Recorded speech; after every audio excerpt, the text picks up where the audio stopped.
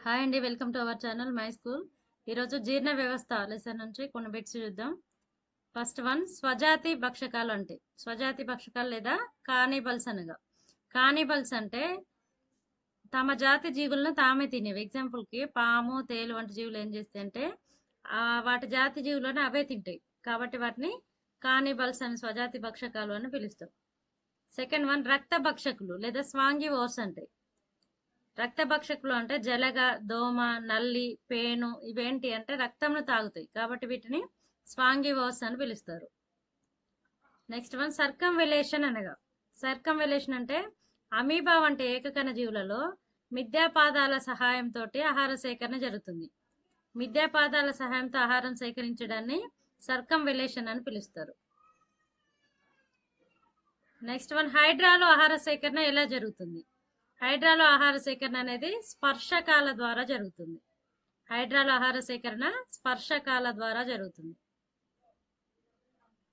దంతాల అధ్యయనం. దంతాల అధ్యయనాన్ని ఏమంటారు? ఓడంటాలజీ అంటారు. దంతాల గురించి చదివే శాస్త్రాన్ని ఓడంటాలజీ అని పిలుస్తారు. దంతాలపై కప్పుతూ ఉండే పొర. దంతాలపై కప్పుతూ ఉండే పొర ఎనామిల్ లేదా పింగాణి అని పిలుస్తాం. మానవ శరీరంలో అన్నిటికంటే గట్టి పదార్థం ఎనామిల్. మానవుల్లో దంతాలు ఏ రకానికి చెందినవి? మానవుల్లో దంతాలు తీకోడాంట్ రకానికి చెందినవి. తీకోడాంట్ అంటే దంతాలు గుంటలలో అమర ఉండడాన్ని తీకోడాంట్ అని పిలుస్తారు. మానవుల్లో కూడా దంతాలు అనేవి గుంటలలో అమర ఉంటాయి కాబట్టి తీకోడాంట్ దంతాలు. నెక్స్ట్, ద్వివార దంతాలు అనగా. ద్వివార దంతాలు అంటే మానవుల్లో దంతాలు 2 సార్లు వస్తాయి. ఫస్ట్ వచ్చేవి పాల దంతాలు అంటాం, తర్వాత శాశ్వత దంతాలు వస్తాయి. పాల దంతాలు ఊడిపోయి శాశ్వత దంతాలు వస్తాయి. ఇలా 2 సార్లు దంతాలు వస్తాయి కాబట్టి వీటిని ద్వివారి దంతాలు అని పిలుస్తారు. బహువార దంతాలు కలిగిన జీవులు. బహువార దంతాలు కలిగిన జీవులు చేపలు. పాల దంతాల సంఖ్య. మానవునిలో పాల దంతాల సంఖ్య వచ్చేసి 20. మానవునిలో పాల దంతాల సూత్రం. పాల దంతాల సూత్రం 2102/2102. ఇక్కడ బై అంటే ఇవి ఒక దవడ, ఇది ఒక దవడ. అంటే మనం దంత సూత్రం రాసేటప్పుడు హాఫ్ జాన్ మాత్రమే తీసుకుంటాం. 2102/2102. 2 అనేది కుంతకాలు, 1 అనేది రజనికలు, ఇక్కడ 0 వచ్చేసి అగ్ర చర్వనకాలు, 2 అంటే చర్వనకాలు. శాశ్వత దంతాల సూత్రం. మానవుల్లో శాశ్వత దంతాల సూత్రం వచ్చేసి 2123/2123. మానవుల్లో కుంతకాల సంఖ్య 8. మానవుల్లో కుంతకాల సంఖ్య 8. ఏనుగులో దంతాలు టస్క్స్ అంటాం. ఇవి ఏ దంత రూపాంతరాలు? ఏనుగులో బయటకు వచ్చే పొడవైన దంతాలు ఉంటాయి కదా, వాటిని టస్క్ అని పిలుస్తారు. ఇవి ఏ దంత రూపాంతరాలు? ఆన్సర్ కుంతకాలు. కుంతకాలు అనేవి పొడవైన దంతాలుగా రూపాంతరం చెందుతాయి. డయాస్టెమ్మా అనగా. డయాస్టెమ్మా అంటే శాకాహార జంతువులలో పై దవడలో రథనికలు లోపిస్తాయి. ఆ రథనికలు లోపించడం వల్ల ఖాళీ ప్రదేశాలు ఏర్పడతాయి. ఆ ఖాళీ ప్రదేశాన్ని డయాస్టెమ్మా అంటారు. శాకాహార జంతువులలో పై దవడలోని రథనికలు లోపించడం వల్ల ఏర్పడేటటువంటి ఖాళీ ప్రదేశాన్ని డయాస్టెమ్మా అంటారు. వాల్రస్ లోని 2 పొడవైన దంతాలు. వాల్రస్ అనేది ఒక యానిమల్. ఈ వాల్రస్ లో ఏమవుతుందంటే ఒక్కొక్క దంతం ఒక్కొక్క మీటర్ పొడవు ఉంటుంది. ఇలా 2 దంతాలు ఉంటాయి ఏనుగు లాగానే, కానీ ఇంకా పొడవైన దంతాలు ఉంటాయి. ఒక్కొక్క దంతం పొడవు 1 మీటర్ ఉంటుంది. ఈ దంతాలు ఏంటి అంటే రథనికల యొక్క రూపాంతరాలు. అదే ఏనుగులో అయితే కుంతకాల యొక్క రూపాంతరాలు, వాల్రస్ లో మాత్రం రథనికల యొక్క రూపాంతరాలు. ఎక్కువ దంతాలు గల జీవి అపోజం. 50 ఉంటాయి, 50 టీత్ ఉంటాయి. గుర్రము, పందిలో అయితే 44. ఇవి సెకండ్ ప్లేస్. ఎక్కువ దంతాలు కలిగినటువంటి జీవి అపోజం 50, గుర్రం, పంది ఈ రెండిట్లలో 44. సిరికా దంతాలు అనగా.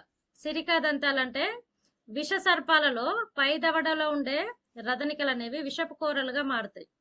ఈ పాములలో ఉండేటటువంటి విషపు కూరలను సిరికా దంతాలు అంటారు. నెక్స్ట్, క్షీరదాలలో లాలాజల గ్రంథుల సంఖ్య. క్షీరదాలలో లాలాజల గ్రంథుల సంఖ్య 4 జతలు. మానవుల్లో లాలాజల గ్రంథుల సంఖ్య. మానవుల్లో లాలాజల గ్రంథుల సంఖ్య 3 జతలు. క్షీరదాల్లో అదనంగా ఉండే లాలాజల గ్రంథి ఏది? క్షీరదాలు అదనంగా ఉండేది మొత్తం క్షీరదాల్లో 4 జతలు లాలాజల గ్రంథులు ఉంటాయి, మానవుల్లో అయితే 3 ఉంటాయి. అయితే ఈ అదనంగా ఉండే జత ఏంటి అంటే నిమ్న నేత్ర కోటర గ్రంథి, ఇది కంటి కింద ఉంటుంది. పెరోటిడ్ గ్రంథులకు మరొక పేరు, పెరోటిడ్ గ్రంథులను కర్ణమూల గ్రంథులు అంటారు, లేకపోతే అధివోష్ణ గ్రంథులు అని పిలుస్తారు. పాముల్లో విషగ్రంథులు ఏ గ్రంథుల యొక్క రూపాంతరం? పాములలో విషగ్రంథులు పెరోటిడ్ గ్రంథుల యొక్క రూపాంతరం.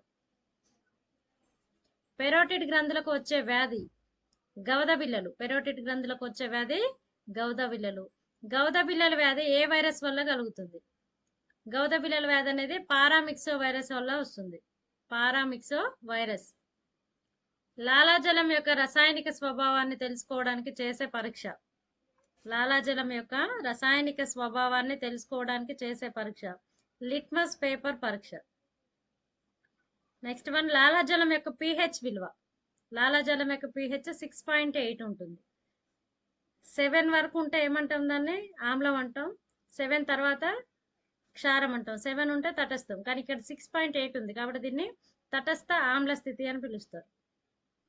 లాలాజలంలో గల ఎంజైమ్, లాలాజలంలో ఉన్న ఎంజైమ్ టైలిన్, లేదా దీన్ని లాలాజల అమైలేజ్ అని కూడా పిలుస్తాం. ఈ టైలిన్ ఏం చేస్తుంది అంటే ఆహారంలోని కార్బోహైడ్రేట్స్ మీద పనిచేసి వాటిని మాల్టోజ్ లాగా మారుస్తుంది. లాలాజలంలోని సూక్ష్మ జీవనాశిని, లాలాజలంలో ఉండే సూక్ష్మ జీవనాశిని లైసోజైమ్. లాలాజలంలో ఉండే జిగట పదార్థం, లాలాజలంలో ఉండే జిగట పదార్థం మ్యూసిన్. నెక్స్ట్ వన్, జీర్ణాశయంలో ఆమ్లత్వాన్ని తగ్గించే మందులు ఏవి? యాసిడిటీ ఎక్కువైనప్పుడు ఉపయోగపడేటటువంటి మందులు యాంటాసిడ్స్ అంటాం.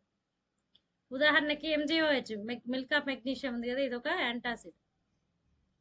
నెక్స్ట్ వన్, జీర్ణాశయంలోని లోపాలని కనుగొన్నట్టుకు చేసే పరీక్ష, జీర్ణాశయంలోని లోపాలని కనుగొన్నట్టుకు చేసేటటువంటి పరీక్ష ఏంటి అంటే ఎండోస్కోపీ. ఎండోస్కోపీ చేస్తాం, లేదా దీన్ని ఏమంటారు అంటే బేరియం మీల్ టెస్ట్ అని పిలుస్తారు. బేరియం మీల్ టెస్ట్ అంటాం. నెక్స్ట్ వన్, జీర్ణాశయానికి సంబంధించిన చికిత్స, జీర్ణాశయానికి సంబంధించినటువంటి చికిత్స బారియాట్రిక్ సర్జరీ అంటారు. జీర్ణాశయానికి సంబంధించినటువంటి చికిత్సని బారియాట్రిక్ సర్జరీ అంటారు.